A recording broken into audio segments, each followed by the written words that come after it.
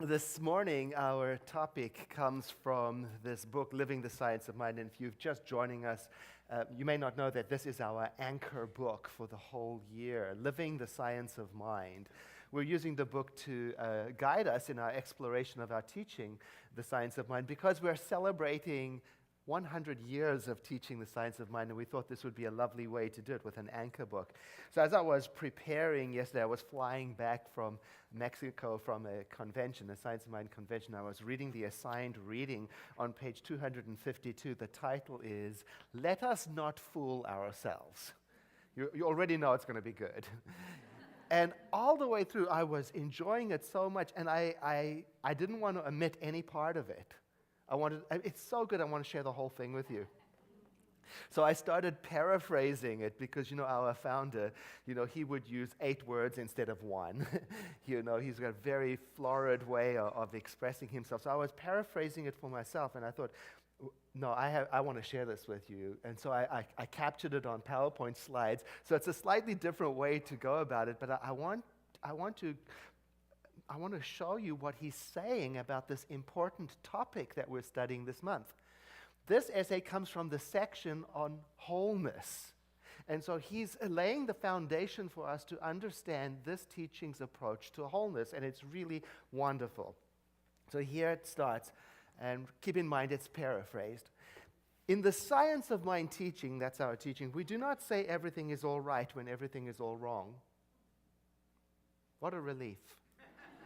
Huh? We do not say peace when there is no peace. Rather, we try to discover what is wrong and why we do not have peace.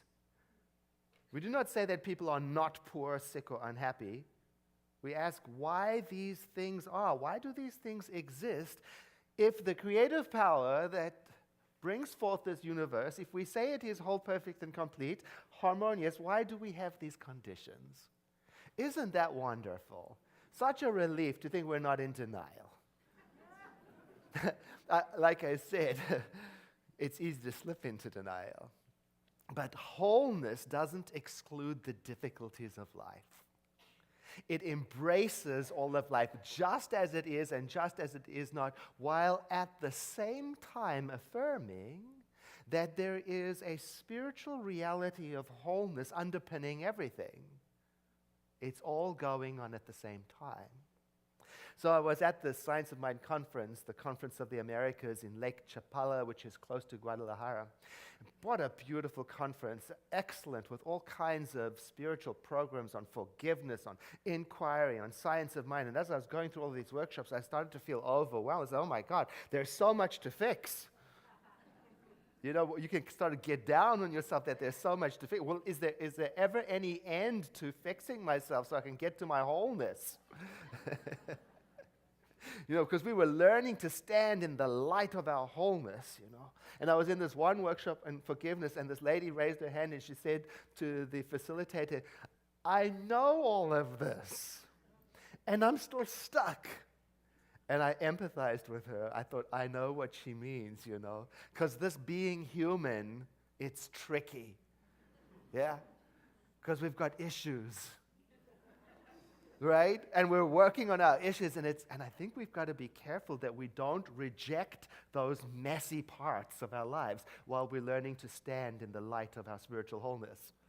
Right? So I talked about that when it was my time to do a workshop. I talked about how it is that we've got issues to work through while simultaneously we know the truth of our being. And after I finished my presentation, I looked at the back of the hall, and there was a young man there, and there were tears streaming down his face.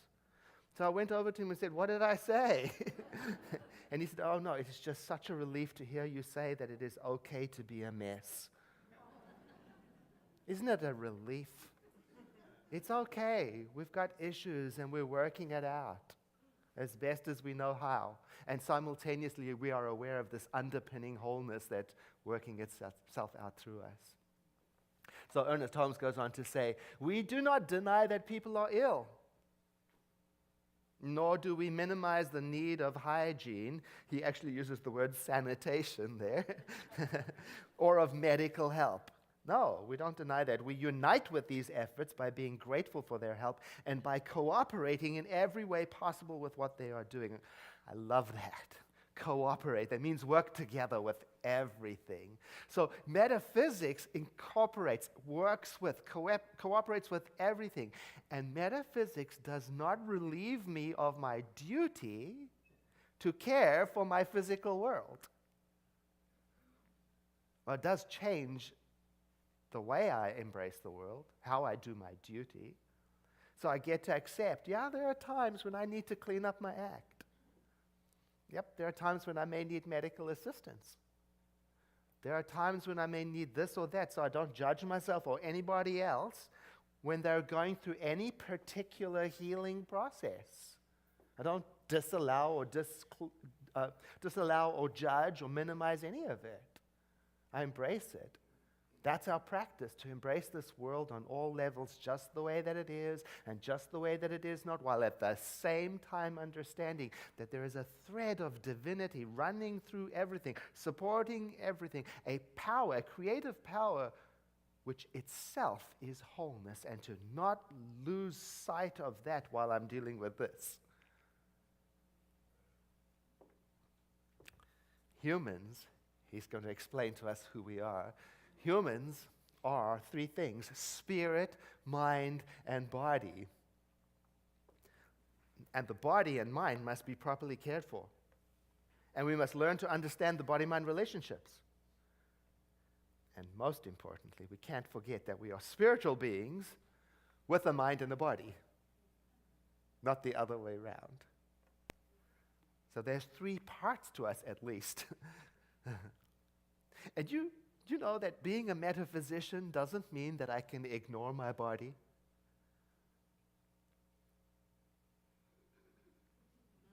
Being a metaphysician doesn't mean that I can ignore my emotions. Being a metaphysician does not mean I can neglect my mental health. No, it's all part of one beautiful system of wholeness. And the mind-body part is connected. It has its own intelligence. The mind-body connection is intelligent. And it can communicate to us, and we ought to listen to it. Ignoring a problem isn't metaphysical. Ignoring a problem in your body or in your mental health isn't metaphysical. It's fooling yourself. And he says, even so, even though we pay attention to all of the intelligences around us and in our body and in nature, still, we cannot forget this third and important part. We cannot forget who we actually are. Yes, we are mental, physical beings, and there is another important part as we are spiritual beings. We are spiritual beings with a mind that thinks and a body that feels and acts. And so in this teaching, we are learning to identify our spiritual selves as that part of ourselves, which is inherently perfect and whole and complete. It's important because in our culture, it's common to do it the other way around, to identify with our body first, primarily. And then it goes like that. Okay, I'm going to fix my body. I'm going to get it healthy. And then that will influence my mind, because then I'll think more clearly. And then that will lead me to the wholeness of my spirit. That's the wrong way. That's upside down. But some people start in the middle. They say, I'm going to identify primarily with my mind. We're susceptible to this. I'm going to fix my mind. I'm going to organize my thinking, and that's how I will control my body and all of its impulses. And then with right thinking, my body will feel better, and that's what will lead me to the wholeness of my spiritual identity. It's upside down. There's another way, he says, another side to you. Identify with your spirit, that part of you that is higher than body and higher than mind, that part of you that is inherently whole, that does not need any fixing, and then let that consciousness of wholeness influence your thinking and shape your feeling and your affairs and your body, not the other way around. See? From the spirit of wholeness into form through my thinking, and not the other way around. And he's very emphatic about how important all these three parts are. These three, the spirit, mind, and body, must be brought together for us to experience our wholeness, happiness, and success. Because you know how it is if you decide you're only going to focus on one. If I only work with my body, well, then you have to deal with its limitations and the frustration that goes with it changing and doing what it wants and all of its needs for grooming and feeding and on it goes. And its own endings and beginnings, and it's different and it's the same, and it's on and on. It can take a lot of attention. Or if you decide I'm only going to work with my mind, I'm going to ignore my body. I'm going to arrange everything. And by body, I mean also my world of affairs. I'm going to arrange everything with my mind. I'm going to control conditions with my mind. I'm going to get everything in place. And it's so exhausting, and you realize the minute you take your attention off, it all falls to pieces anyway. And there's a downside of just living in what you think is your spirit of wholeness only. I'm just going to be in my spirit of wholeness. I'm not going to deal with the messages of my world. I'm not going to deal with the messages of my body. I'm not going to deal with my mental activity. I'm just going to be up there. It's called spiritual bypass. No, there's a different way. Start with the spirit of wholeness and dwell in it by contemplating its nature as frequently as possible, becoming familiar with it, and let that consciousness of wholeness influence my thinking and my choices and my visualizations, and let that influence my body and my effects and my engagements in the world. Do you know that's the foundation of spiritual mind treatment, a form of prayer? You have to start in the right place. We don't start with the problem. You start with the consciousness of wholeness. We don't bring the problem into the prayer, we bring the wholeness into the problem.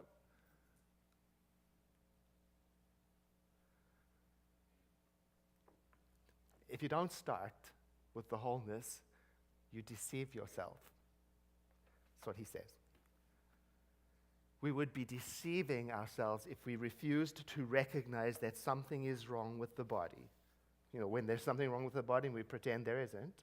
Or with the mind, even though nothing could ever be wrong with the spirit. Because this would be saying peace when there is no peace. And we must avoid that. There's something really tender and kind-hearted about this, because we're being reminded that it is ours to believe and accept and affirm the wholeness of the spiritual world, and to stay in tune with that while at the same time simultaneously being sensitive to the troubles and the realities of this world. What a relief.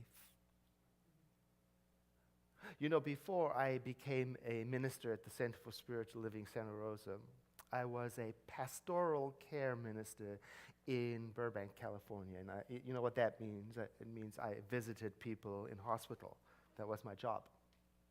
And so that was my task. And it was at the height of the AIDS epidemic.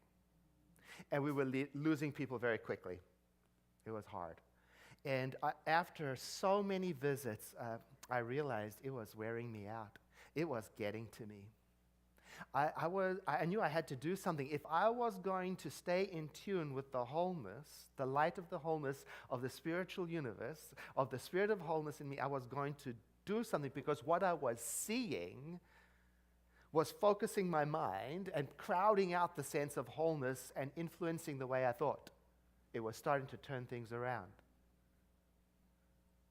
I was starting to lose connection with the spirit of wholeness. So I knew that when I visited people in hospital, I had to prepare myself for what I was about to see. Because I didn't want what I was seeing to overtake my mind and my understanding. So I would sit outside, I would drive to the hospital, I would sit outside in the parking lot, and I would sit there, and I would calm down and let the chatter of my mind calm down, and I would identify myself again by saying to myself, there is only one life. That life is God. That life is perfect. And that life is my life now, and that is the life of the person I'm about to visit. And I would stay with that until I had some sort of confidence that when I would walk in there, I would see the spiritual truth of the person I was visiting first. And I remember one particular visit, a very young man who was quite ill, and his body had become quite changed by the illness. And when I walked in, it got to me. It challenged me, He was a student of metaphysics, and he could see that I was shaken up by his appearance. And he called me close to speaking to my ear, and he said, listen, I am counting on you to know the truth about me, because everyone else around me here, all they can see is the sickness and all this hospital equipment. And in that moment, he called me back from the precipice. He called me back into the light of truth. And in that moment, I remember it clearly. I could see him as he truly was. I could see a radiant whole spirit with a mind and with a body. Look, there was no way for any one of us, not him, not me, to deny what was going on, to deny the physical challenges he was going through. But at the same time, it was important for him to identify himself with his eternal, radiant, complete, immortal self. And he wanted someone to partner with him in doing that and to join him in the knowing of that, no matter what else was happening. And I remember the moment that I was able to let go of the hold on the appearance, the softness came into me and into him and into the room, a softness that was already present.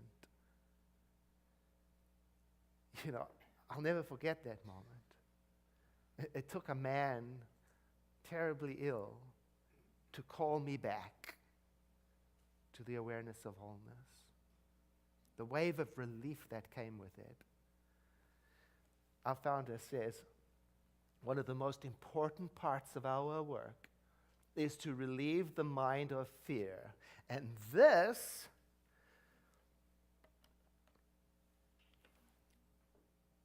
calls for a calm, insistent determination to reorganize our thinking until the irritations of life, the harsh differences of belief, and the disagreements with everything and everyone are resolved. Okay. And this can only come through a conscious sense of our union with something greater than we are.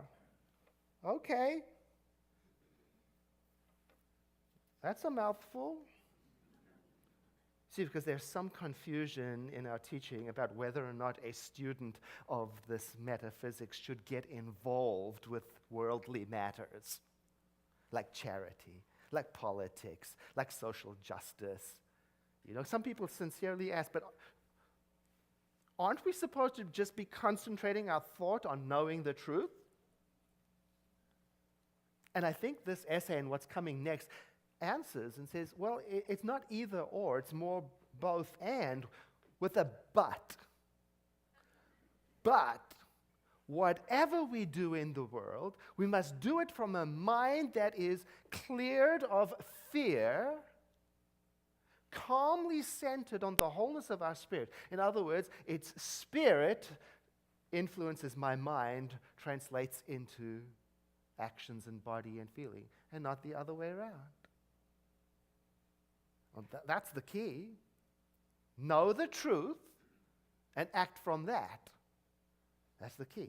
Don't start with the trouble and let it influence your mind and think that your troubled mind will lead you to the wholeness of your spirit. Okay, Facebook? Shall I say it again? See, don't start with the trouble and think that it will inform your mind in such a way that it will lead you to the highest elevation of wholeness. It's the other way around. Start with oneness. Let it inform your mind, and let your mind draw you in how to act.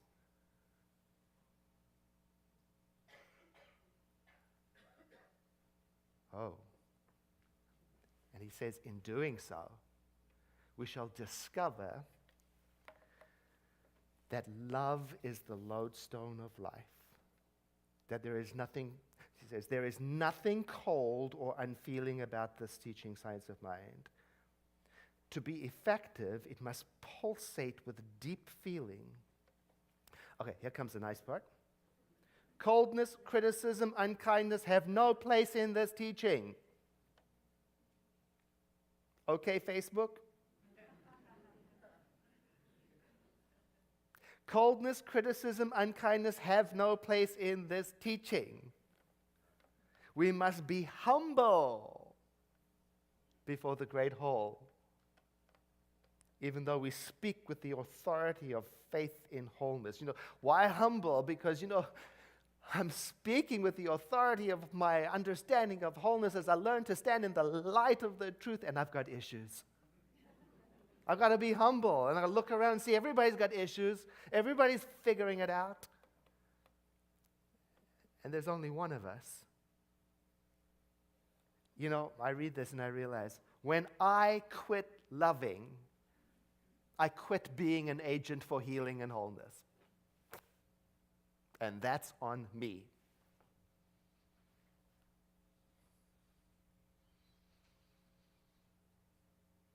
Nobody can make me quit it. That's on me. So I guess my work is, first step, get it clear, to develop my confidence in the inherent wholeness of spirit, even though what is appearing before me doesn't seem to reflect that. Develop a quiet confidence in the natural goodness of life, even while I'm dealing with politics, visiting somebody in hospital, my own visits to the doctor, whatever it is I'm dealing with. That's it.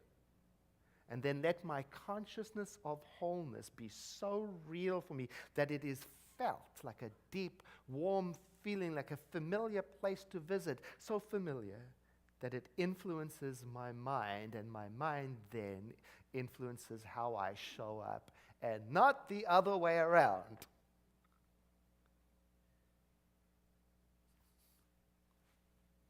So when I read the news, my sense of love inspires me, not the news. Do you hear that? So when I read the news, and I let the news infiltrate my thinking and think it will lead to love, I've got it upside down. And then I let my love instead inform my thinking, and then my thinking chooses how will I act in this world, because every one of us will do something different. Do I want to participate in restoring justice? Is it a peace for me? Is it promoting wellness? Is it helping people? What is yours to do? I don't know. But if you start from the problem and think it will lead to peace, that's a different path. Krishna in the Bhagavad Gita, when he was asked to describe the perfect spiritual person, he says, that person neither troubles the world nor is troubled by it. Oh, there's a lot to take in. Am I troubling the world? Am I being troubled by the world? I may have stopped dwelling on the spiritual truth of my being. He says, we must be willing to enter the thoughts and feelings of others. In other words, really get into other people's point of view with compassion, but not as one caught up in them or distraught by them, but as one who brings the light of truth to those who have lost their way. Now, this is going to get tricky, because who says what a lost way is? Who decides? Oh, better watch out for that. He'll explain it. If we think we can approach others in their time of need, in their hurting, if we think we can approach them and help them without this deep inward feeling of oneness, we are fooling ourselves. Because our words will be empty and will not connect with the suffering of humanity. So right here is giving us our homework. He says you've got to be willing to place yourselves in other people's position, and you've got to be willing to see the suffering in the world. In other words, accurately identify what is going on, and then let our feelings of oneness inspire us to help in a way that is appropriate without becoming distraught by it. In other words, don't disturb the world further. And you see, he says, we are to bring the light of truth into the world. I noticed he didn't say bring the light of your personal opinion. Because, I sometimes think that's what it means. My opinion will heal the world.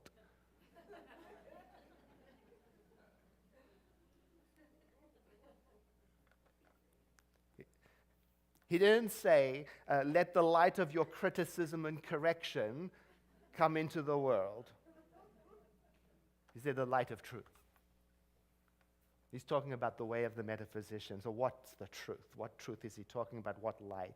He's talking about the truth of the inherent completeness of the spiritual realm and our oneness with that, and through our oneness with that, with each other. That truth.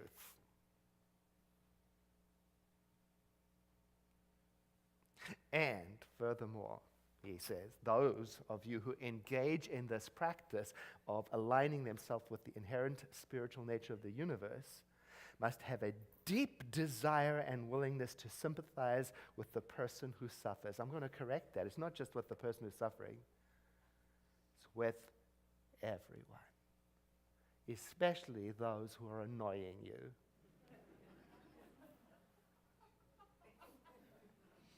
It's scriptural. It is. You read it, you'll see the master teacher talks about this, Jesus. It's easy to love those who love you and agree with you. It's the other lot you have to worry about.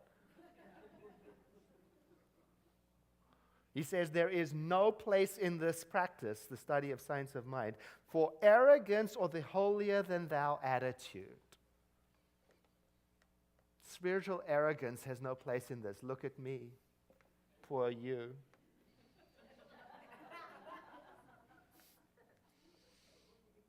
Because the great have always been humble. The great have always been kind. The great have always been lovers of humanity. This metaphysics is not for everybody, huh? Because, people write to me and tell me, in this current political climate, it's inappropriate for all this love, peace, and joy. Okay, but not for me. You think it's easy being loving? 24/7? With all the issues I've got? It takes moment by moment realignment. It's not for wimps. The path of conflict and hatred is easier. There's far more support for it. Oh my God, this path to love humanity, you got to have guts. So here's the recipe for our practice this week. Help other people with humility and kindness and love.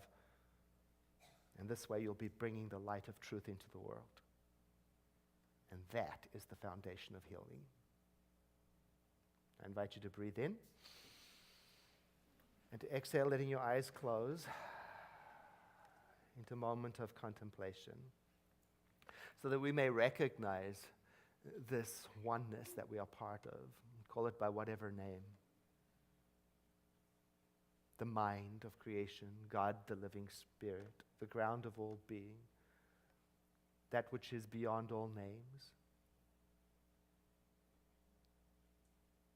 so that I may identify myself as part of it, my spirit one with the Spirit. My spirit one with the immortal, eternal, perfect Spirit.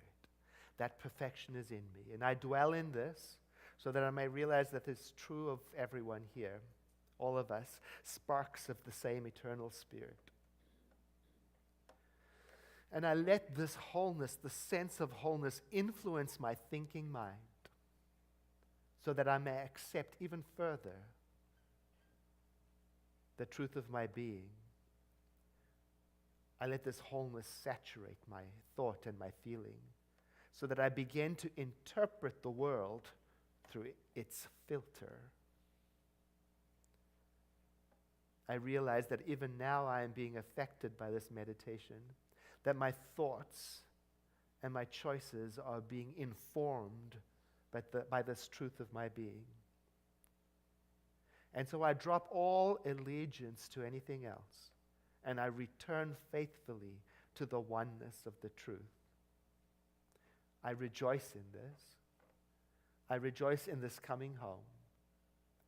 And I rejoice in the spiritual laws of the universe that carry out this prayer into a demonstration that I experience as a new reality. And so it is. Once more, a deep breath in and a sigh.